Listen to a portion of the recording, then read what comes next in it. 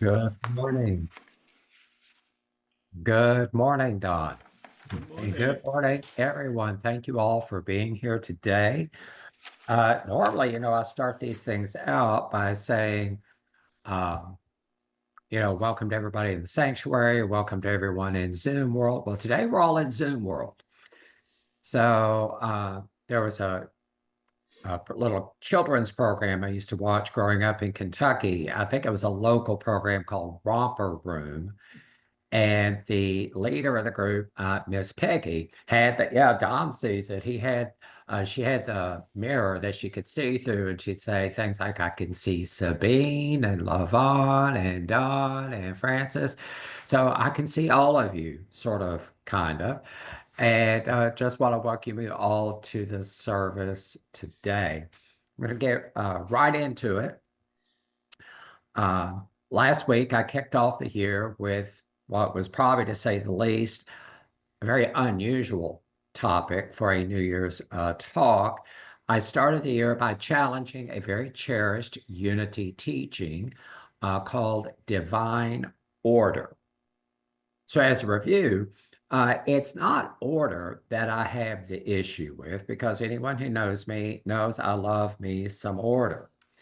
Uh, and I do believe that we all have a part to play in how order manifests in our lives. So it's not order. Now, the challenge for me with divine order is twofold.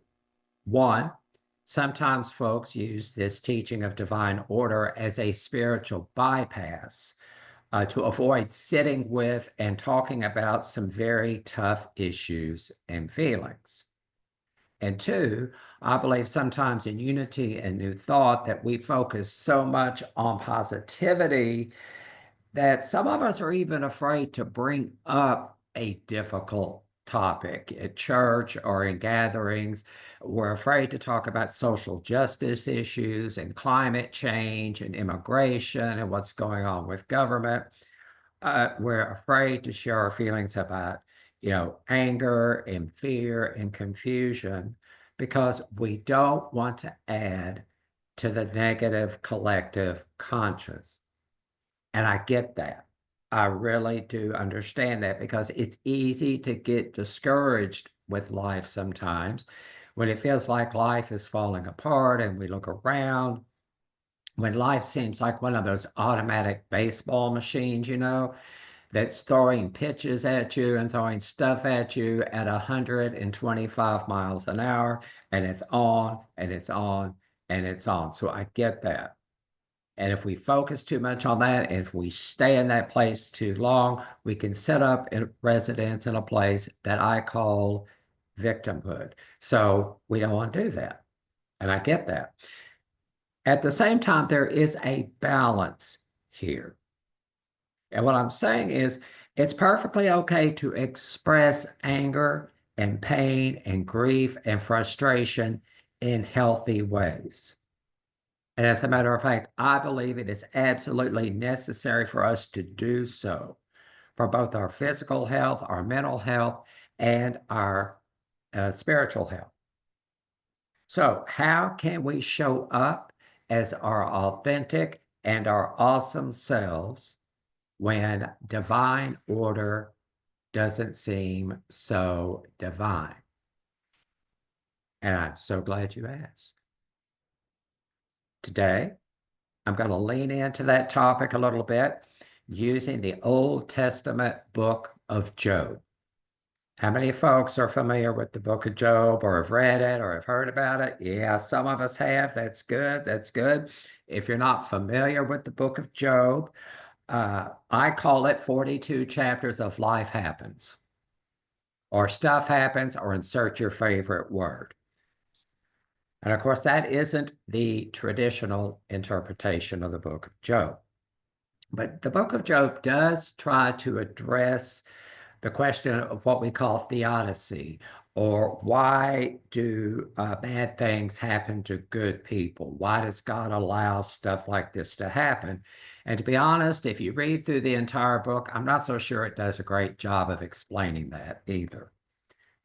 Now, one of the more traditional explanations or interpretations of the book of Job, of this story, is it opens with Hasatan, or Satan, coming to God and complaining that he really can't find people, to tempt, right? Or he can't convince people to come to his side or whatever. And God says, hey, have you looked at my servant Job? He's great. There is nobody like him in all the land, And Hasatan, or Satan, says, well, yeah. You give the guy everything. You've put your hedge of protection around him. He's got health. He's got wealth. Why wouldn't he worship you? But hey, you take all that away and he will curse you. God takes him up on the bet. God says, okay, you can take all of his stuff. You can do everything short of death. You cannot kill him. And Hasatan does. Yet in the end, Job perseveres, proving God right. And God, in turn, blesses Job by restoring his health and all his material wealth twofold. So the lesson appears to be patient, trust God, and eventually God will bless you. Don't question, because God is all powerful and God has a reason for what God is doing. And there are people who follow that interpretation of the book of Job. That's one way of looking at it. Here's another. Remember, in the story, Job is very blessed indeed. He's got health, he's got wealth, he's got it all. Large family, everything is going great. And then things go south very fast. In quick succession, at least according to the story, Job loses all his material wealth to bandits. He loses his possessions.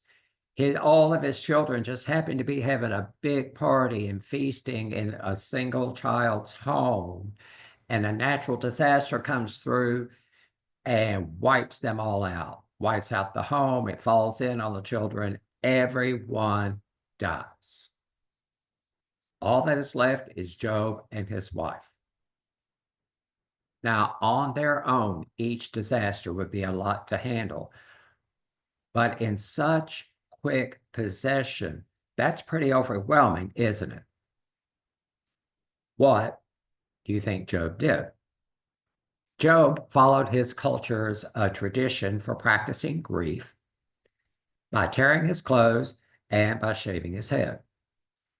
Job also expressed his culture's understanding of these events by saying, the Lord giveth and the Lord taketh away.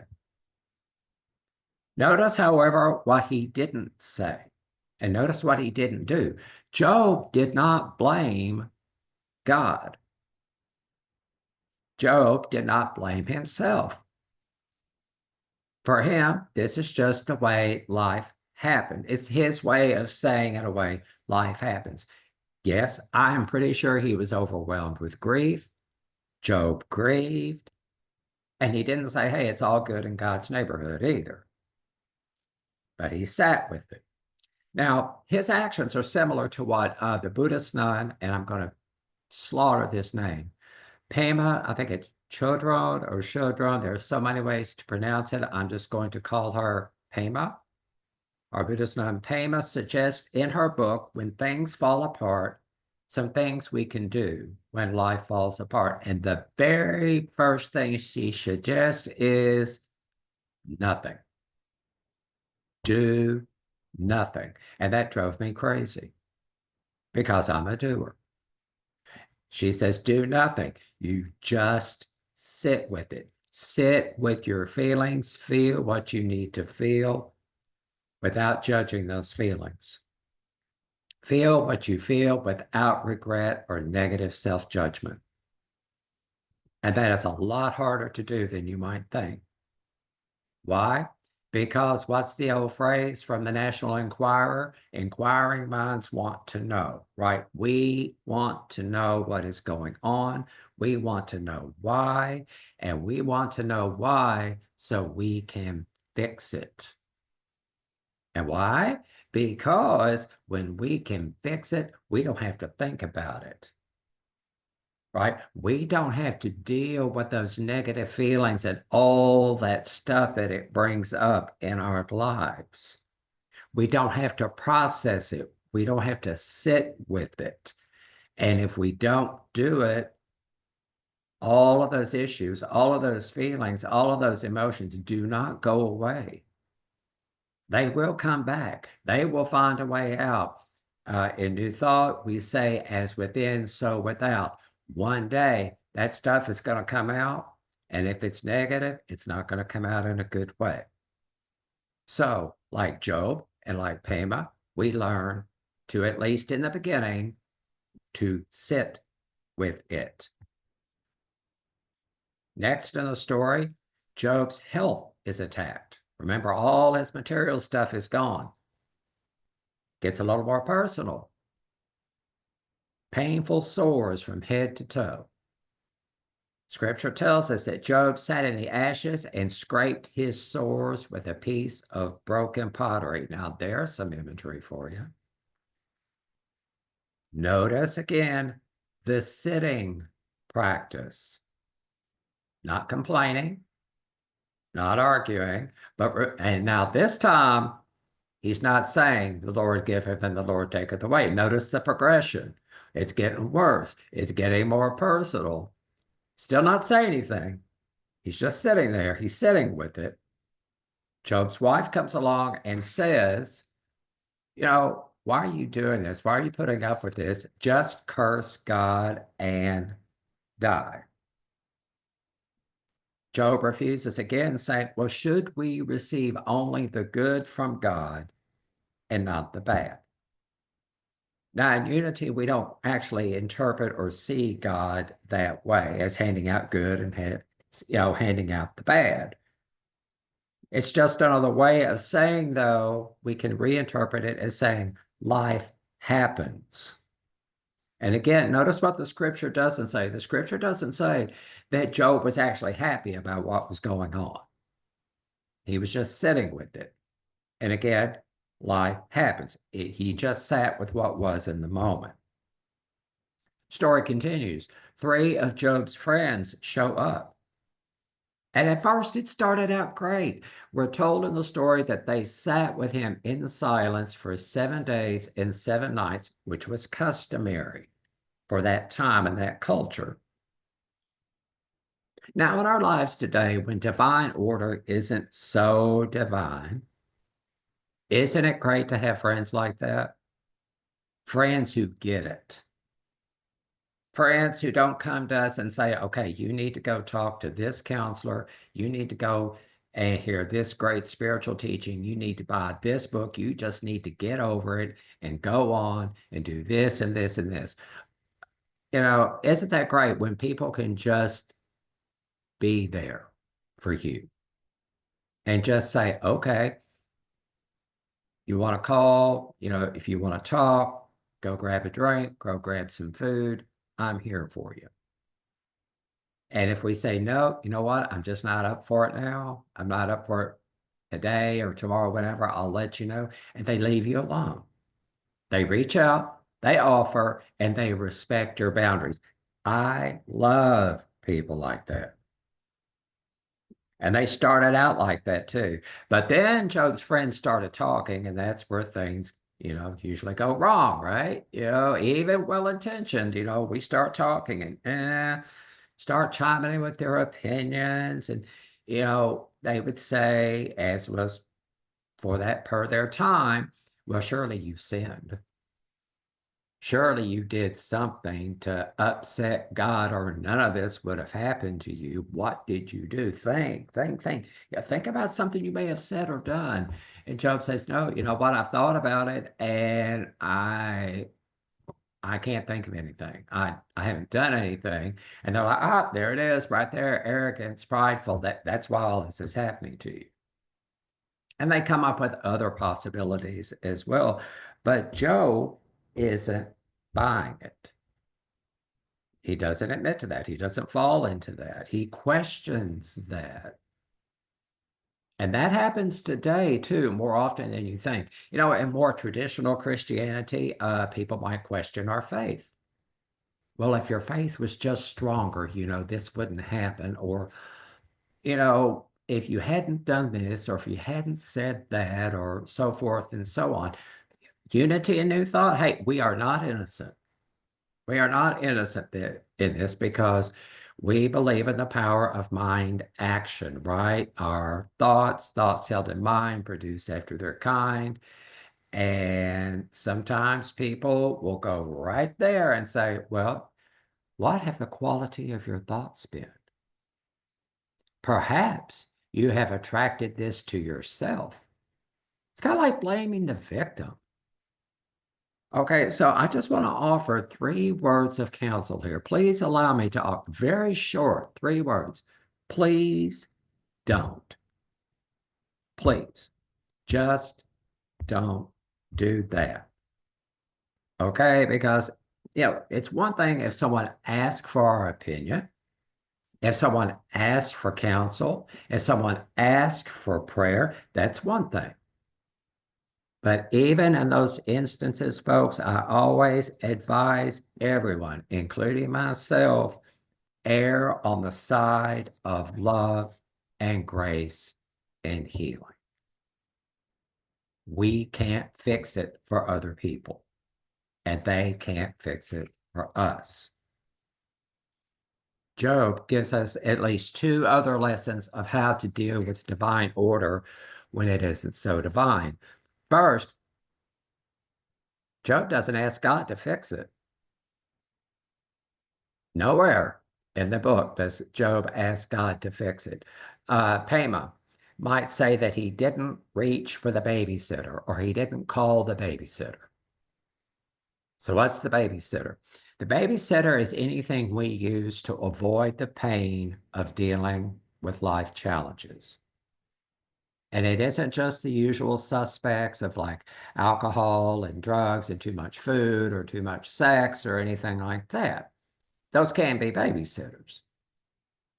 Payment suggests that, you know, you can even use positive stuff, things like exercise, meditation, prayer, support groups, spiritual communities, even things that are very positive can be used as a babysitter. Anything that we use to avoid dealing with our feelings and sitting with our stuff is a babysitter. Anything. And trust me, as a person who is a self-admitted Martha, if you remember the story of Mary and Martha, I've got a huge Martha gene. I like to do, fix, fix, fix. I've reached for a few babysitters in my lifetime. And I think a lot of us have, right? So what I'm saying here is that sitting in the ashes with Job and dealing with our stuff is never, ever fun. At the same time, folks, sometimes it's just what we need to do. At least in the beginning, and at least for a little while. That is where we start. Second, Job did eventually get fed up. Don't know if you read that part of the book or you remember that part, but Job eventually gets fed up and he starts asking some pretty pointed questions of God. Y'all remember hearing about the patience of Job? Got some news for you. The Hebrew word for patience is not in the book of Job anywhere. So Job may have been fine in the beginning, but Job, like all of us, reached a point. It's like, what is going on? So the lesson here is, at least for me, is it is perfectly okay to question what we've been taught and what is happening. Doesn't matter what our parents taught us, our teachers, our ministers, or even the founders of our denominations, our government leaders. It's okay to question things when they don't make sense anymore. And here's the catch, because there's usually a catch, right? We can question all we want. We may not always get an answer or the answer we like. Book of Job is an example. Job questioned. Job didn't get a direct answer. God speaks out of the whirlwind, talking about creation and divine power and the Leviathan and the Behemoth, and just talks about all the power of God and where was Job when all this was going on.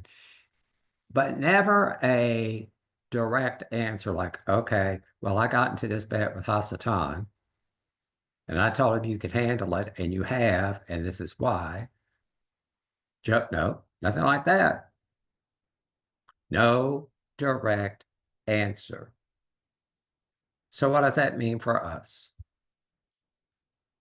Maybe it means, folks, that sometimes there really isn't a good explanation for why life happens the way it does. At least not one that we can figure out in this particular incarnation of our life. I'm sure there's a reason, but it's something that maybe it's not for us to figure out in the here and the now. Something that we can't understand now.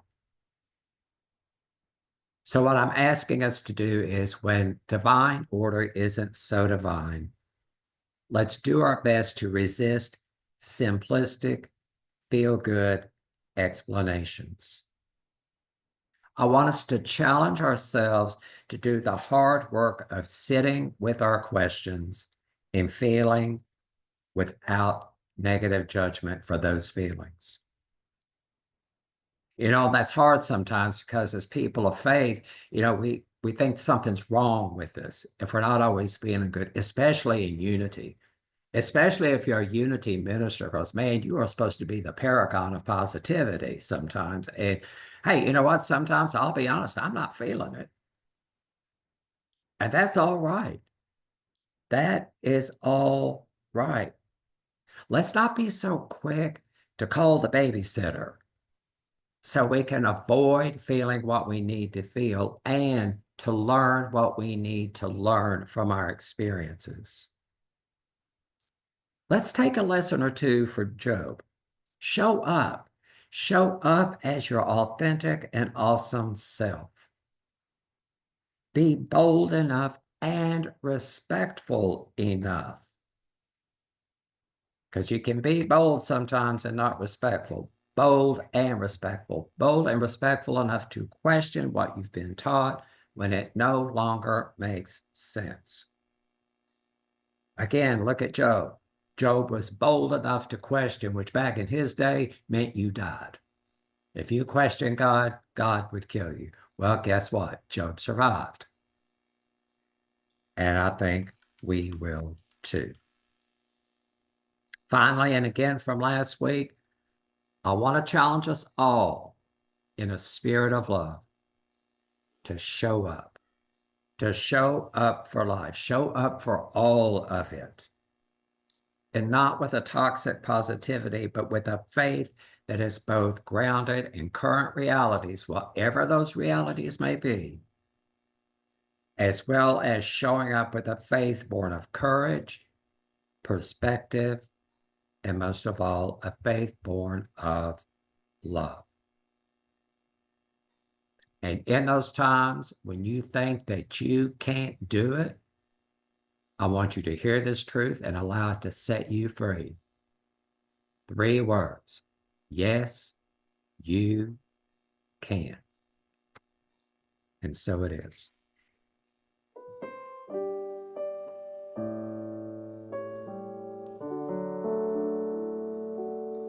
In every one of us, a brilliant light is shining.